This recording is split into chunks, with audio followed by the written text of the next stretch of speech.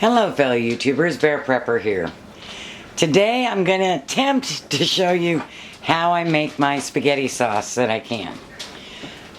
A lot of people have been asking for this recipe, and so I figured I'd go ahead and share, or try to. I kind of cook like my mom does, and when it comes to spaghetti sauce, we cook it, taste it, cook it, taste it, cook it, taste it.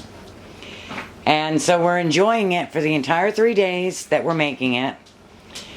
And then we can it up. And we get to eat all we want of it.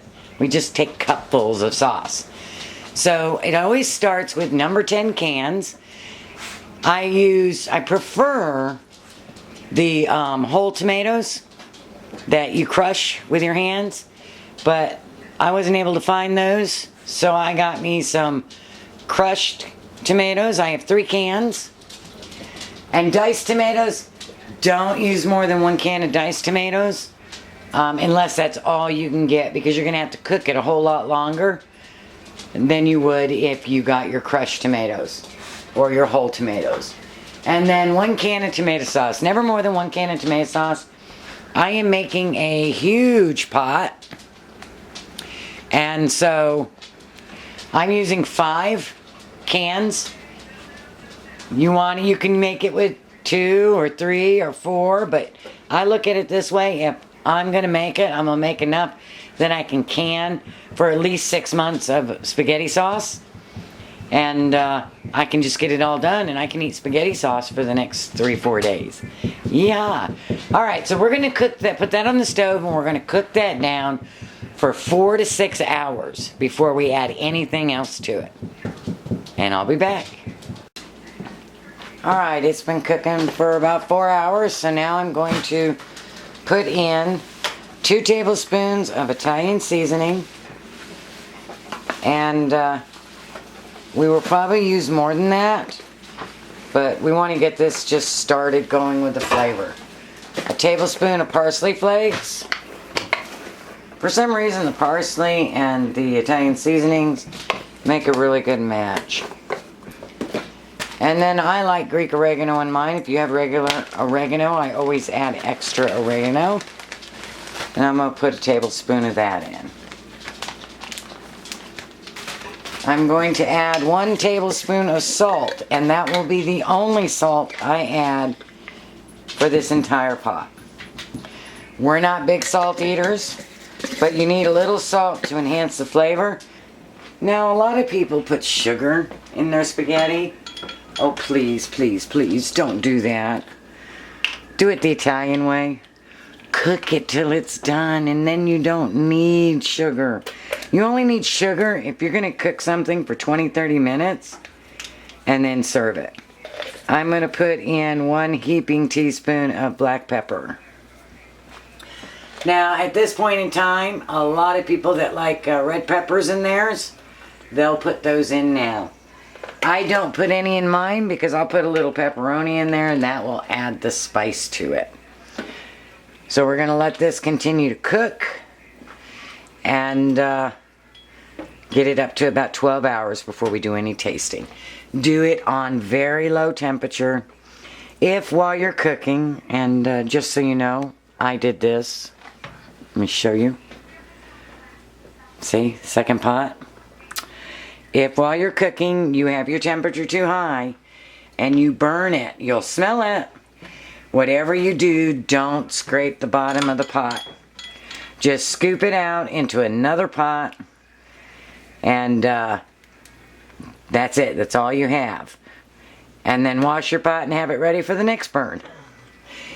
You can't bring your temperature up too quick. If you do, you have to stir it constantly. And don't believe those pans that say it doesn't stick to the bottom. I have yet to find one that doesn't stick to the bottom.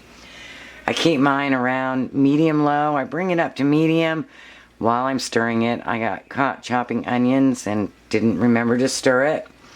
And then I turn it down to about medium-low. And for the last 12 hours after it comes back up to temp and gets bubbling again, I'll go ahead and turn it down to low for about 4 hours. And then we'll go to bed. We'll let it cool, put it away, go to bed. So now over here, I have a pan going with about 1/4 cup of olive oil and 1 stick of butter. I'd like to mix the butter and the olive oil together because it allows it to go to a higher temperature, and butter is so good on onions and garlic. I've got 4 onions and 4 garlic cloves. Now these are 2 elephant garlic and 2 regular garlic, so adjust to your own taste. And we're just going to saute these until they're translucent. And then we're going to dump them in the pot of spaghetti sauce. We still got a long way to go on this, folks. Okay, so it's the next day, and I've added 5 pounds of the hamburger and 3 bay leaves and the onions. And so now we're going to cook it down. I got 5 more pounds of hamburger to put in here, but it's got to cook down quite a bit. But you notice it's not bright red anymore. It's more brown. That's what happens as you let it cook. It cooks those acids down. Now, if you use the chopped tomatoes, you're going to get a lot of burns. So avoid them if you can. Otherwise, just be very attentive. And we're going to let this cook the rest of the day. Alright, we got a little room in there. So now we're going to add, these are the last of our green peppers from last year. Probably about 2.5 cups of red and green peppers that are frozen. And we're going to dump those in. Whoops, we missed one here. And they're really easy. If you freeze your green peppers, when you break them away from the skin at the back, and they snap really easy.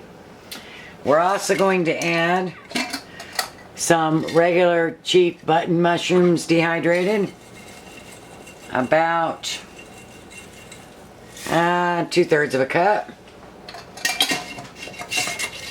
This is really hard with measurements because I've never used measurements before. And then we're going to add some baby bellas that are dehydrated. Both of these are dehydrated. And I'm going to add a good amount of those. Some of them will break down and some won't. I guess I'm adding about 1 cup of them because they're, whoops. Oh, that is mushroom abuse. Dropped it on the ground. You know, in my house there's a 5-second rule, but I won't put it in the pot. I'll eat it. And then just mix them in. And those mushrooms will rehydrate and they'll impart that wonderful flavor along with the green peppers into your spaghetti sauce. And now it's starting to look good. So tomorrow morning is when I'll start tasting for spice after I put the pepperoni in tonight and the other hamburger.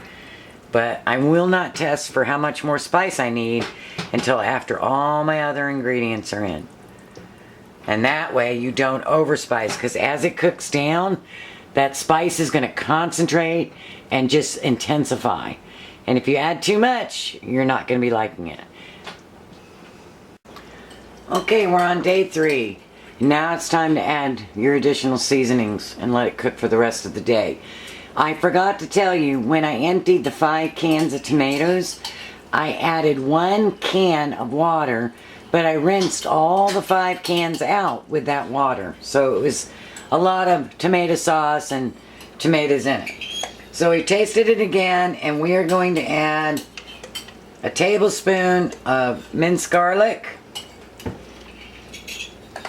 and 2 more tablespoons of Italian seasoning, heaping ones. We also added 2 cups of sliced pepperoni. And the pepperoni, if you don't, you can use pepperoni or Italian sausage, either one. That's what gives you the spice. And we added the pepperoni yesterday. So this is day 2, and as you can see, the oil's on top. That is from the pepperoni. And there's 10 pounds of hamburger in here. We've already had a few cups of sauce. And that's the best part about doing this for 3 days. You can eat sauce and then have spaghetti on the final day. And then after it finishes cooking today, we'll put it in the fridge, and tomorrow will be canning day. And we'll can it up.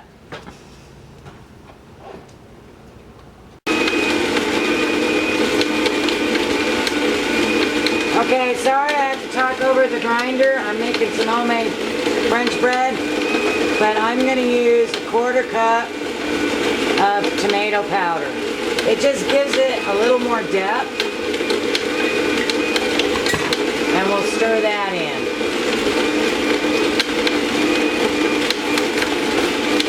And then we'll make some fresh French bread, garlic bread, and some pasta, and we'll have a wonderful dinner tonight. I'll show you the finished results. Okay, getting ready to cook spaghetti. Got a bucket 6 of 09. And let's go ahead and open her up. Again, marked 609 in case I needed the bucket for some reason. Now when you buy the spaghetti in the number 10 cans, it's broken up into pieces and you get to break it up. But when you pack your own, you can pack it however you like.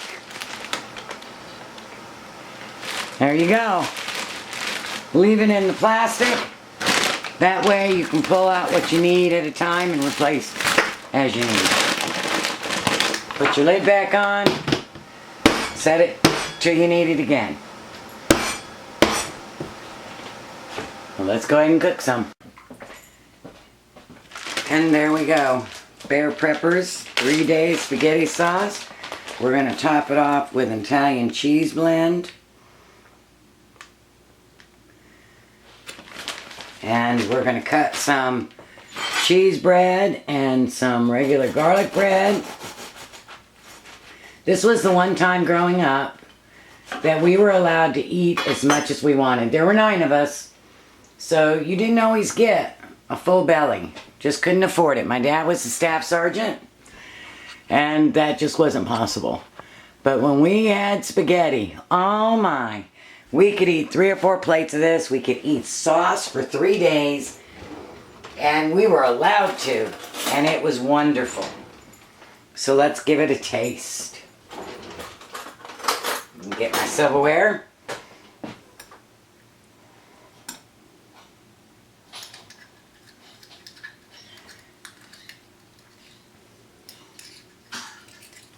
It's really hot. And we're going to grab a little bit of Parmesan there. See, I never get this right.